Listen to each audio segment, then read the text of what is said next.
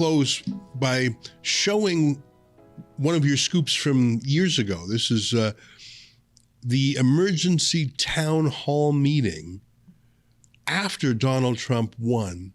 This was in the Google headquarters, right? Why don't you set up the clip? There's a couple of clips. You know, the one where the staff were shell-shocked. They thought, like every New York Times reading liberal, that there was like a 5% chance Trump would win, a 90+% chance Hillary Clinton would win. And then they thought, oh my God, not only did Trump win, he won because of social media. Set up this town hall meeting, and then we'll play a couple clips from it. And then I got a question for you about the 2024 election. Remind our viewers, what was this clip and where did you get it from? And we'll play a little bit of it. Yeah, so this clip was Google's reaction to the 2016 election. It was recorded just a couple of days after the election in 2016, and I managed to obtain it in 2018 from I was receiving a lot of leaks at the time from employees at Google. Google had just shifted in a massively pro-censorship direction that fired James Damore, who was speaking out against ideological conformity inside the company. So I had all these Google employees reaching out to me with their stories about what was going on inside the company. And someone, I still don't know who, it was an anonymous email, sent me a Dropbox link containing this video. And it's fascinating because it shows Google's entire executive team expressing their horror, not just their regular employees, but their co-founders, their CEO, their C-suite expressing their horror at the Trump election. And not just that, but also plotting what they would do to make sure similar things didn't happen in the future. They talk about all the things we saw in the following years, controlling disinformation, controlling fake news, dealing with so-called low information voters. So, it's not just a despair session, it's also a plotting session. It shows where Silicon Valley is going. Speaking to white men, there's an opportunity for you right now to understand your privilege in the society. Take the opportunity to go through the bias-busting training, read about privilege, read about the real history of oppression in our country, and tomorrow night, watch 13th, the movie that is here. If you can't watch it here, watch it on Netflix. Discuss the issues you are passionate about during Thanksgiving dinner, and don't back down and laugh it off when you hear the voice of oppression speak through metaphors, and I promise to do this.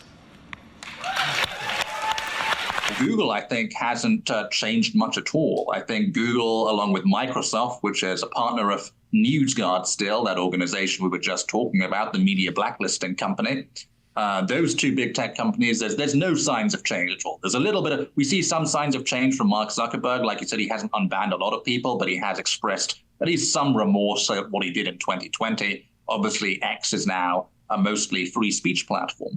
But Google and Microsoft have shown no signs of changing, no signs that they're going to change their search blacklists, which, again, we were able to obtain them. They were published at Breitbart News in 2019, YouTube political search blacklist. Just search for it if you can.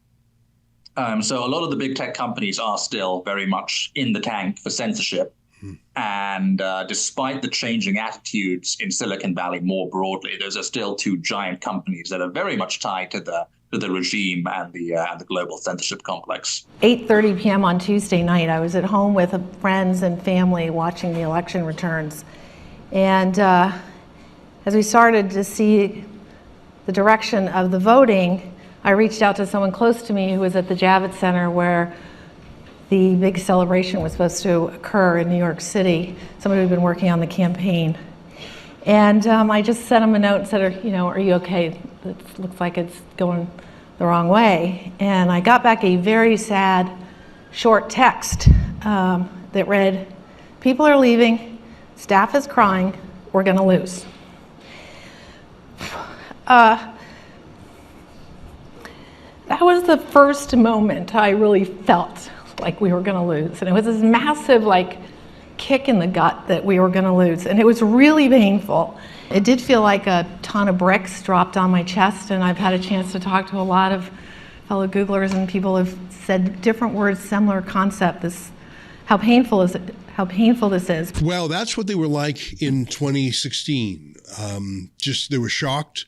They've had 8 years to, like you say, plot. If you had to predict what's going to happen in 2024, you said that it'll be less censored than the 2020 election. I think some people are awake. People are alert to some of the tricks. Zuckerberg himself said, I was tricked by the FBI or whoever. How do you think the election is going to go? I mean, when it was Trump versus Biden, I think people were feeling pretty good there for a while. Trump versus Harris, it's got a lot of energy into the Democrats. What's your prediction? Like me, you're not an American by birth. You're a keen observer and a friend of America. What do you think is going to happen? I mean, it's interesting. I think Trump's chances are quite a bit better than they were in 2020. In 2020, you had this combination of so many things. You had the very peak of Silicon Valley censorship. Every single platform was controlled very, very tightly. Trump's most vocal supporters were banned. He himself was censored on many occasions during the election and lost his account on every major platform just after the election. And that was all encouraged, by the way, by the U.S. deep state, by the agency within DHS, the Cybersecurity Infrastructure and Security Agency. There's a lot of material there you can see about how they encouraged the 2020 election. In addition to that, the Democrats and their supporters just had a lot of energy going into that election. They were coming off the George Floyd riots and the mass mobilization there. They had an advantage because they had a political turnout machine focused on mail-in ballots. Everyone was locked down under COVID. So they had all these advantages, which I don't think they'll have this time around. And also, if you look at the polling, it's true Kamala Harris had a bit of a bump after she replaced Joe Biden, simply because, she's not senile. But if you look at the polling averages, Trump today is way better than where he was in 2020, and even way better than where he was in 2016 at the same point in the race. So polling-wise, it's actually looking quite good for Trump, I would say. It's still a very tight race, so it's really hard to say what the outcome's going to be with any certainty. But certainly there is less censorship. There's a genuine free speech platform on X that people have access to. Trump's been unbanned on X. He's been unbanned on Facebook as well. Mm-hmm. So we're dealing with a much less censored election than we were in 2020, which is great to see. Yeah, I sure hope so. Well, I'm nervous about it. I'm also excited about it. Alma, it's great to reconnect with you. Thanks for spending so much time with us and letting me talk so much. I find this is one of my favorite subjects. I find Elon Musk the leading citizen of our day. And he continues to impress and perplex and challenge and innovate. And we are the beneficiaries of some of that because we are in the free speech business too.